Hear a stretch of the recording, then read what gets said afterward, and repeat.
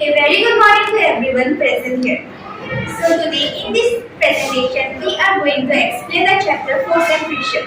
My name is Ms. Suparnanan and my group members are Gaurav Kashyap, Rohan Kashyap, Nijindra Parankas, Aditi Hazarika and Udir Sulman.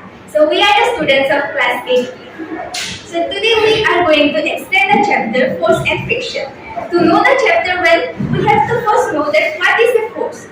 Force is a vector quantity. It means that it has both magnitude and direction. Or simply we can say that it push or pull or an external agency. Force can change the direction, shape or speed of an object, or it can also make the object faster, slower, at rest or in motion. And the SI unit of force is Newton. So now we are moving ahead to magnitude of force.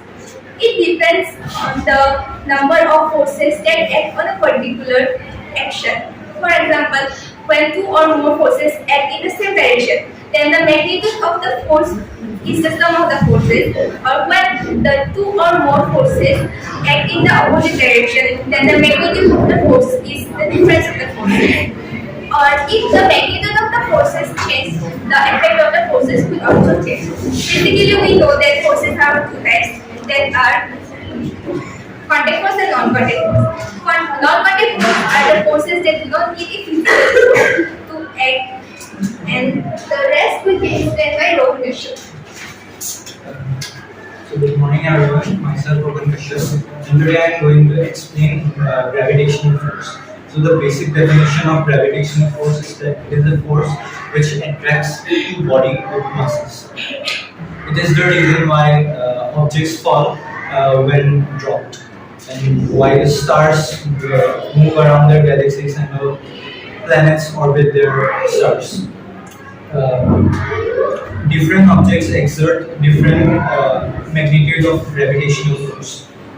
Since the gravitational force is directly proportional to the mass of interacting objects, so more massive objects will exert a greater gravitational force. The formula for gravitational force is universal gravitational constant multiplied by the mass of the first object, then the mass of the second object divided by r square, which is the distance between the center of the two objects. Thank you. Good morning everyone. So today I am going to explain about what is electrostatic force and magnetic force. So first we have to know what is electrostatic force. Electrostatic force is the force between electric charges. And the reason behind electrostatic force is electric charge. So now let's talk about magnetic force. The force exerted by magnets on each other or other metals like nickel or iron is called as magnetic force. The reason behind magnetic force is magnets. They are also used in for garbage dumps to separate the iron from them. So now Nirupya Bhartas is going to explain us what is non-contact force.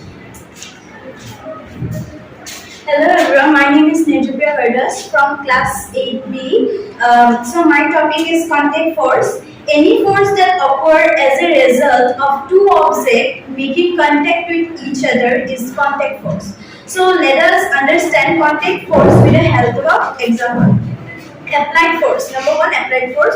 Force is applied to an object by another object, or we can say by any external means is applied force. The object generally move in the direction of the applied force. Some example of applied force are lifting an object from floor, then pulling a bucket of water from the well, etc. Now let us know how to find the applied force.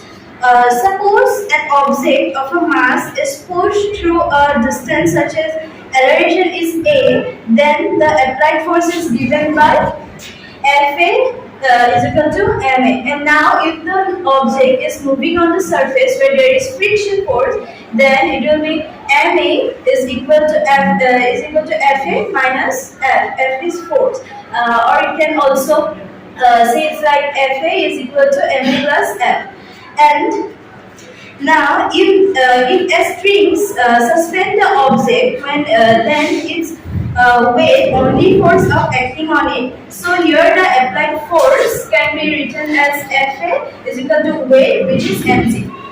Now friction. Friction, the force that opposes the motion of solid object over another whenever the solid of one body sliding over that of another, each of exerted force on the other which opposes the motion, it is called frictional force.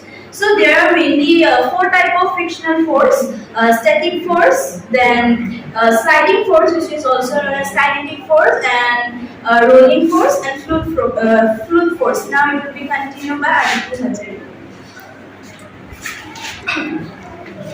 Now, myself Aditi Hazarika will tell you the causes and types of friction. So, causes of friction: molecular adhesion. The attraction between the molecules of two surfaces is called molecular adhesion. And number two is roughness of surface. Every surface has some irregularities. Surface with more roughness and high friction as compared to the smooth surfaces. Now the types of friction: static friction. A force that keeps an object at rest is called static friction.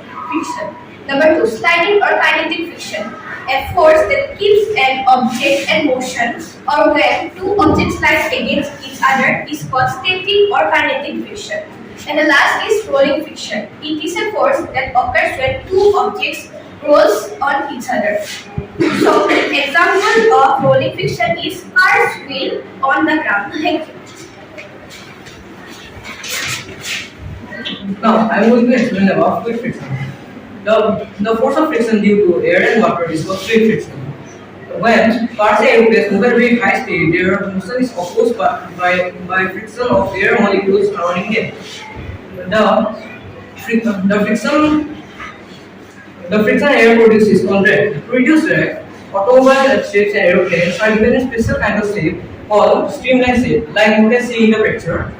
Now I am going to explain about advantages and disadvantages of friction. First advantage, it is because of the friction that we can walk, open door, sitting on chair, etc. If there would not be any friction, then we may sleep while walking, our hands may slip while opening doors, we will fall from the chair. Disadvantage, friction causes moving parts of machine heat up.